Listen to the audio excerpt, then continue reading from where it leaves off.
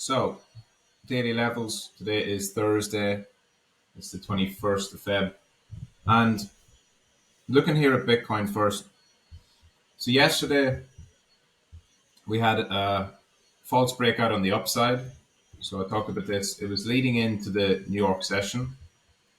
Price moved up, false breakout to the upside, flushed all the way down, and took out any stops that were chasing the longs in earlier in the session. Held down near the lows at a double bottom. Got a reactionary bounce, a short squeeze, pushed all the way up to 52.5. Has been bleeding ever since. So all morning, there's just been no bid, pure bleed on BTC. And that's probably because it's far, far, far too early for it to break out. I said this yesterday that I was surprised that BTC was even going for a breakout yesterday and felt that that would probably be a false breakout because of that. And it just hasn't consolidated long enough. The only way that I would see it going up from here, two ways. One would be if it gets a deeper shakeout, right? So something like the path we had here. If it has a deeper shakeout, then it can reverse and go on higher because that'll take out a bunch of leverage, take out a bunch of stops, wreck a bunch of people. If it doesn't do that, if we stay up here, what it needs to do is something like it did over here, which is consolidate and compress for a long time. It has to take time to build up. And I don't know which one we're going to get. I lean towards it holding and staying in a compression because we've got a bottom and a second bottom here. And with that reversal in that wick, I would imagine that we don't just fall straight below. We could, but I would imagine that we fall down to here, bounce back up, and kind of just chop sideways until Friday, until options expiry. Because before Friday, 50k should be support, 52k should be resistance roughly, something around that. I wouldn't be surprised if we just chop around and compress in this area until the end of the week.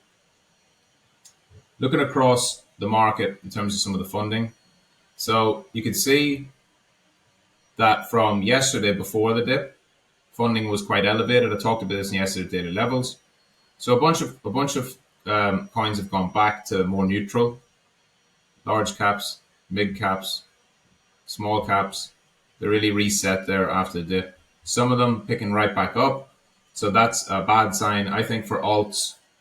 If Bitcoin goes sideways, alts will go lower and just take out the lows a couple more times. I was just looking at, like, I'll take an example of something in the mid cap. So like, let's do VChain. VChain had super high funding, right? Then it got flushed out, went back to more neutral, but right away it started getting long again.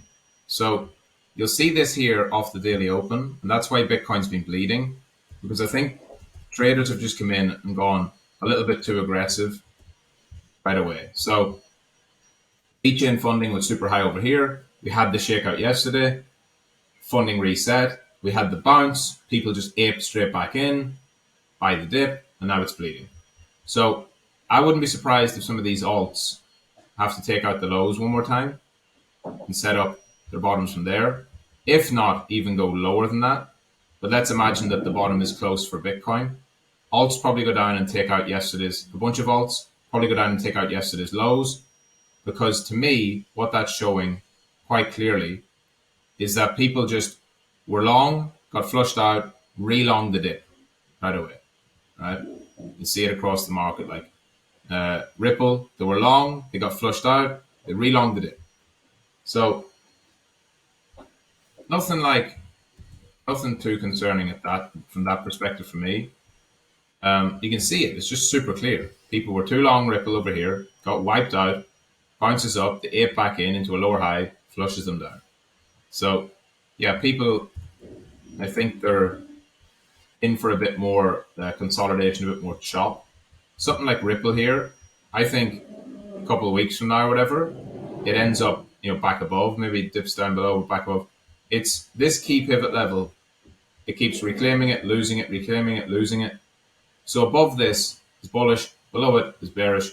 I don't expect it really to lose it again. It was a massive wipeout at the start of January, came back down, retested. I mean, I'm not a Ripple fan at all. by any means. I think it's literally the worst coin in the market, but it's probably more likely to bottom out and go up than down from here. Um, but really, for me, it's all about what does Bitcoin do next.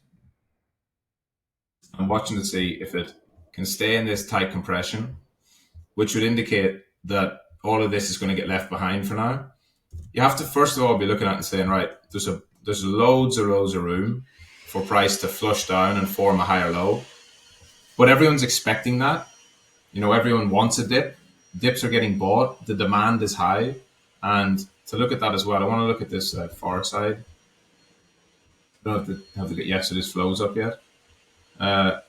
Okay, so yesterday's flows were much lower.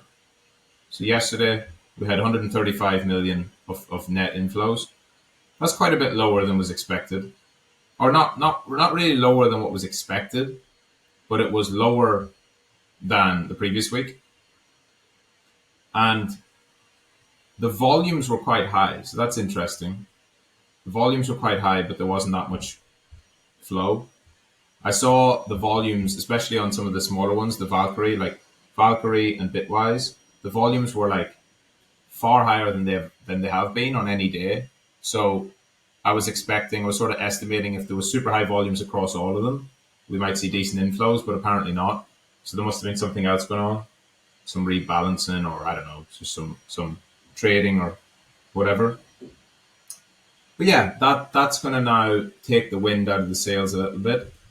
Still net inflows, still positive, and this now for me confirms what I was saying last week, that now the traders' expectations of the flows doesn't match reality, and we've probably seen a lot of buying by people who think that 500 million a day is like the new norm, and that we should just keep having 500 million a day.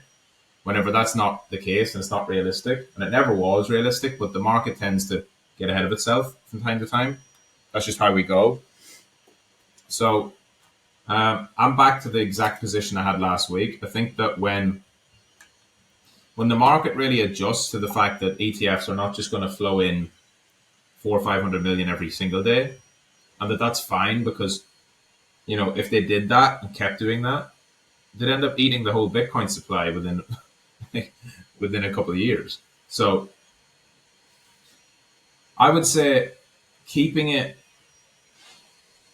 above 100 million a day consistently I think that's huge. I think that's a big win as well.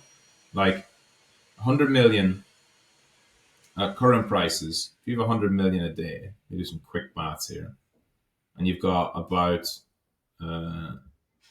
250 trading days, roughly.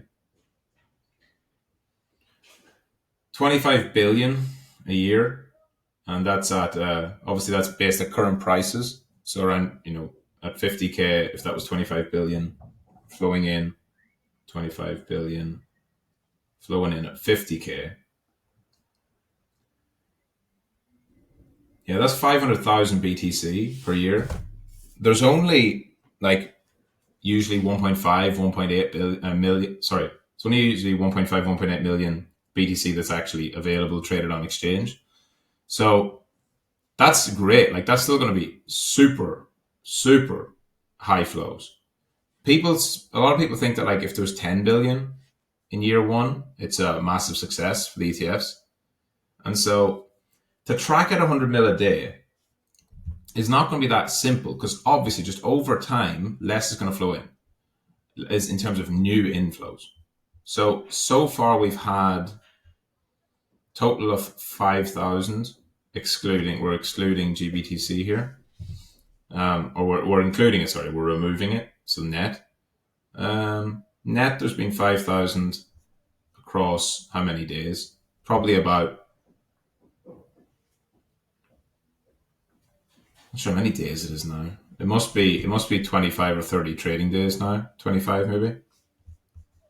So we're tracking well above that 100 a day, 100 BTC a day, or 100 million a day, sorry.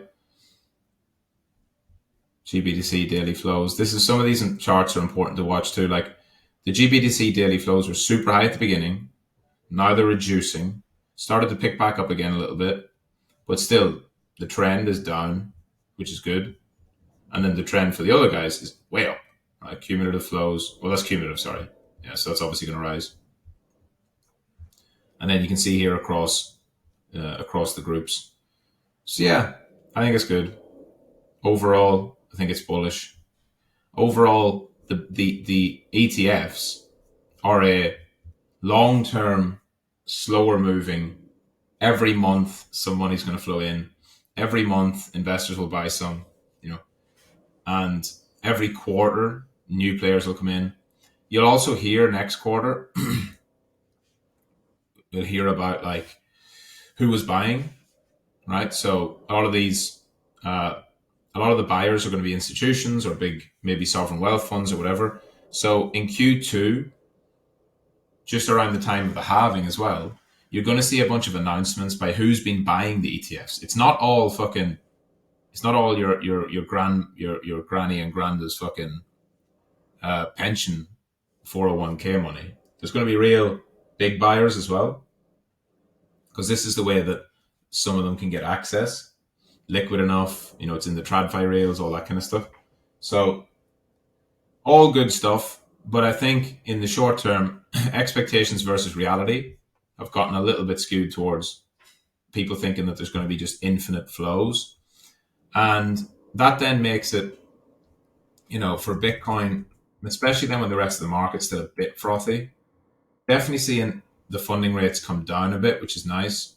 And if we look at it from the other visual here, which is the funding rate and open interest across the market,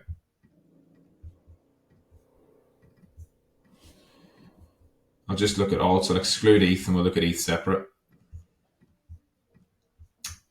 So a nice little flush out of open interest where things have gotten a little bit high for Bitcoin and especially for alts. Funding rates starting to tick back down, which is good. They don't have to go all the way back to neutral as a whole for the market to keep going up. The full reset to neutral, like we saw back over here, right? That was after a sustained period where it was above, and even here on alts, like alts were above for a few months, 2 months, almost nearly 3 months, and then there's one reset which sets it back. But that puts us into a lengthy then reaccumulation. So they're starting to tick back up. That's fine. What you want to see is when it gets too high, resets back down, too high, resets back down to a more sustainable level. And especially for BTC, the fact BTC is doing all of this with really generally neutral funding and slightly positive is good. That shows the real demand is still spot. It is still a spot driven market. It is still an accumulators market below all-time high with the ETFs and the constant bid. Like, it's just something that is, when you think about it, Bitcoin went to 69K and 64K, right? So twice. Went to 64 and then 69 in 2021 there was no consistent spot bid from people who were accumulating to hold for the long term. Obviously, there's always people buying Bitcoin, but we didn't have this source of flow that was just all spot, which you do now. And as long as that remains positive, that means there is money flowing in net. If it starts to turn negative, right? So GBTC keeps selling and there's not as much demand on the other 9.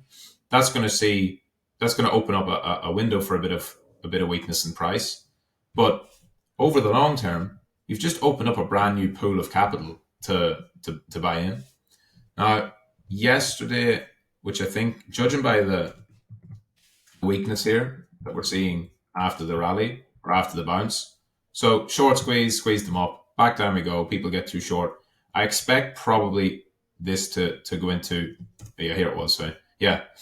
So unless it reverses pretty soon, it's quite likely we might follow this red path, where I still don't think we lose 50K before Friday with the options expiry. But if we come down here and we're chopping around at the lows, that would tell me that the initial reaction wasn't one of real strength, and that the market's not compressing at this 50-52. It's probably leaning more towards a bit of a dip down and a flush, and then up higher. If it can reclaim from here, right? So it's been down only all day. We're talking now like 9-10 hours of just straight down, almost no bounce. People can get overly, start shorting or panicking or selling or whatever. And we could see it still follow the blue path. The blue path's still possible. But for the blue path, you want to see it really push towards 52 and keep pushing around that level for it to compress and squeeze nicely. Again, if you go back and look at over here, each time it pushes to the lows, it should push right back up. There should be enough demand to push it back up, and keep it in a tight consolidation. Otherwise, we're probably going to tackle and take out these lows, especially this one here at some point. And if it did that too, if it chops around here and then takes out this bottom, be on the lookout as well for a recovery there. If it does take that low and come back inside, then you've got like basically 3 touches on the same support. And as long as it gets back inside, that's quite strong. So it doesn't have to flush all the way down, especially if this takes, the rest of today, tomorrow, and into Friday, and we're still chopping around here, and you see that funding is continuing to decrease. Altcoin funding is trending down, right? People aren't just buying dips. That could lead us to where Bitcoin might hold at 50, maybe dip below 50 briefly, but actually stay up at this level and not have to go all the way back to 48.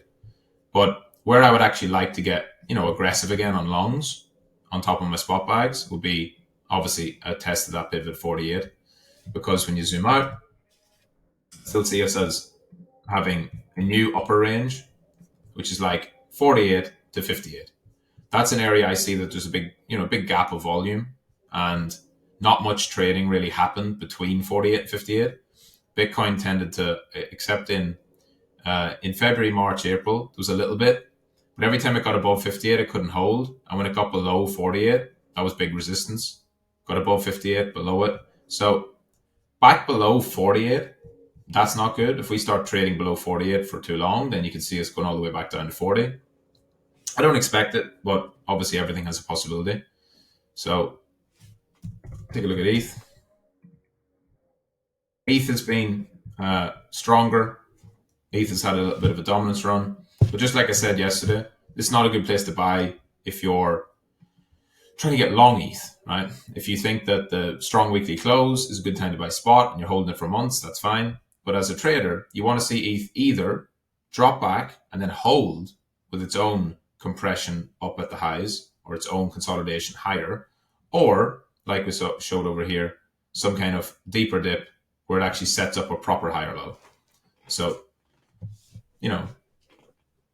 overall, things look good. I wouldn't have too much concern.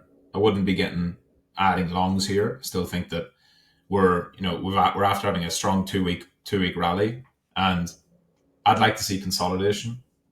Whether it pulls back or not, I don't know, but at least I want to see consolidation. So I'm just going to wait, see how the price develops, and that's it. Right. GM. See you later on the live stream, 5 p.m.